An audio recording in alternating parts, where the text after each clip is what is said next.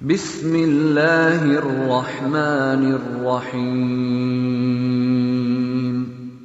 تقدیر پر ایمان کے بارے میں 23ویں حدیث۔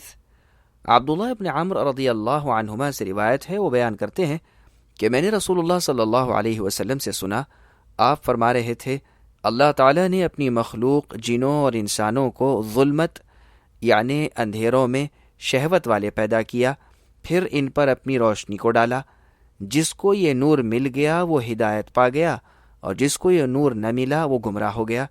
اسی لیے میں کہتا ہوں کہ اللہ کے علم کے مطابق قلم کی تحریر خشک ہو چکی ہے۔